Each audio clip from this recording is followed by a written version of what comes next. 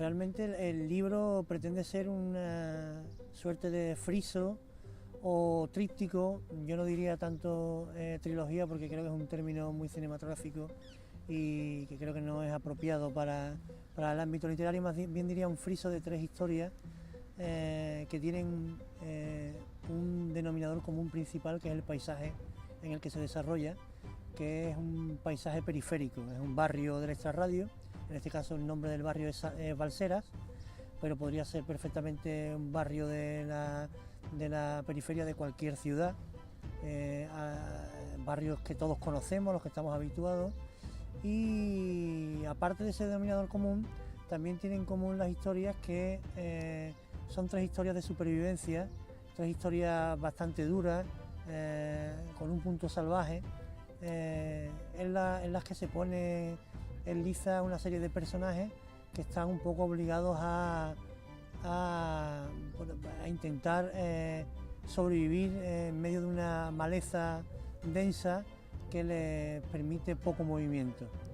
En realidad es una especie de homenaje a los barrios periféricos, a los barrios del extrarradio, a los que yo me siento muy unido, porque yo he crecido en la periferia de una gran ciudad, en este caso de Sevilla, y tenía muchas ganas de reivindicar esos espacios desde un punto de vista literario, porque creo que, con la salvedad de cierta narrativa de los años 50 del realismo social en España, ha sido poco transitado, a pesar de la importancia objetiva que tiene en la vida de las ciudades.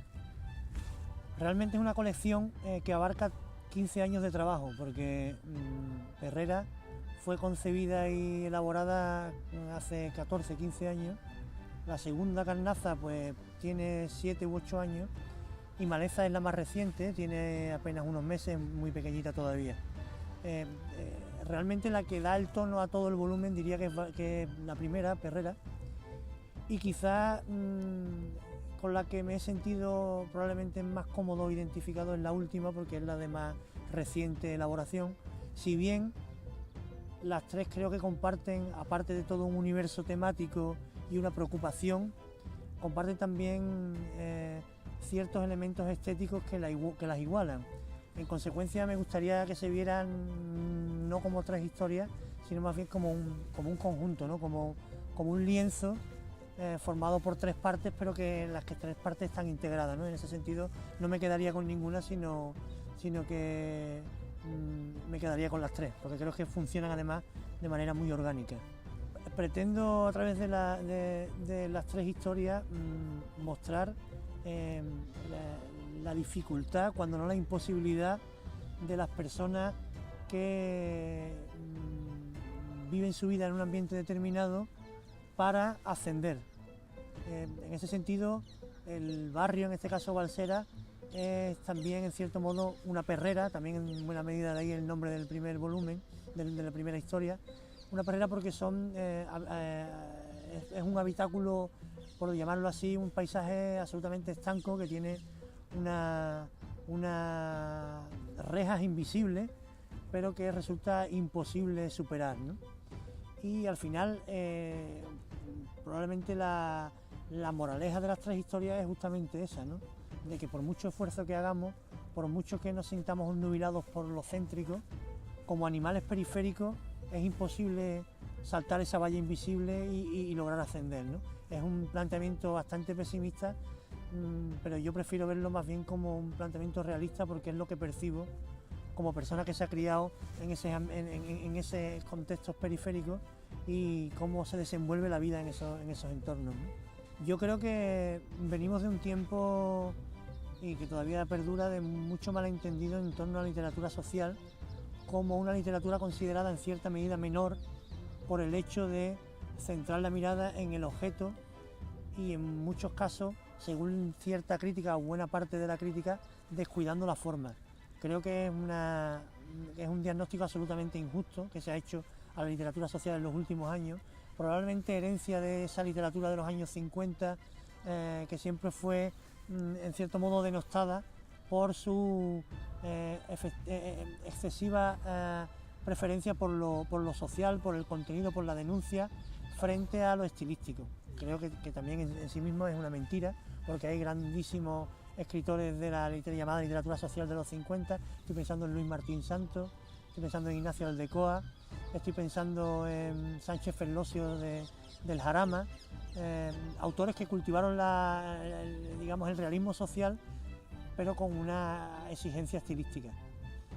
Si bien yo me reconozco en esos autores, más bien me reconozco en otros autores de tradición norteamericana donde eso creo que ha sido más visible. Estoy pensando en Hubert Selby Jr. de Última salida para Brooklyn, estoy pensando en Nelson Algren, estoy pensando en una serie de autores que cultivaron la literatura social, pero con un alto nivel de exigencia estilística. Y yo creo que ha llegado un poco el momento también de reivindicar, y al final yo creo que Maleza se puede leer como esa reivindicación, reivindicar el realismo social como una literatura que apuesta también por lo expresivo y por el rigor y la exigencia estilística.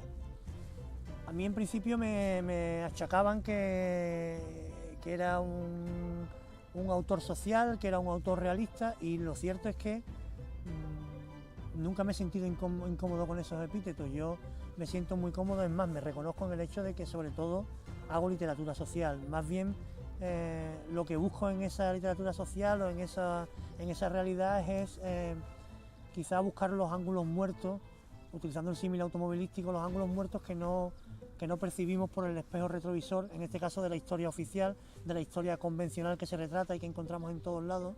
Creo que hay una gran belleza en la periferia, en lo marginal, y si me apuras también en lo sucio, y me siento impelido a buscar esas pepitas de oro dentro de esa naturaleza supuesta, de esa realidad supuestamente árida, seca o en blanco y negro.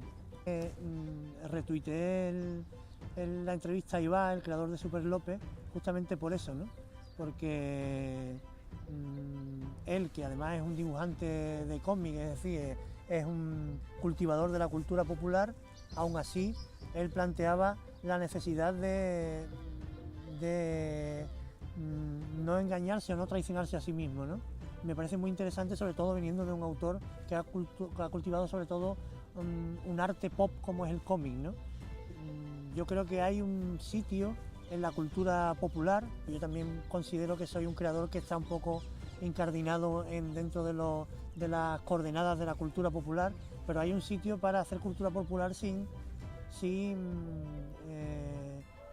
engañarse a uno mismo, ¿no? Sin sentir que está haciendo algo para contentar a la gente por el mero hecho de contentar, ¿no? Estoy pensando, por ejemplo, en Manuel Puig, que es un autor de referencia absoluta de literatura cubana, que hacía un arte absolutamente pop en sus novelas, y aún así siempre fue una voz muy personal, con muchísima personalidad y voz propia, que nunca en ningún momento se prostituyó a sí misma en el sentido de ir por donde tiraba el mercado, sino ser honesto con su planteamiento o su credo creativo. Bueno, uno siempre es verdad que tiende a pensar que lo último que ha hecho es lo mejor. Yo en mi caso sí diría en relación con Maleza, sí seguramente sea mi libro más netamente personal. Esto es raro de expresar porque todos los libros son personales en tanto que uno los escribe y son criaturas de uno mismo. Pero sí hay en Maleza una serie de elementos que, digamos, condensan la quinta esencia de lo que yo aspiro a comunicar o a trasladar como creador. En ese sentido, sí creo que es la obra más puramente mía, en el sentido de que está expresado de manera más concentrada lo que yo aspiro a comunicar y a ser como creador.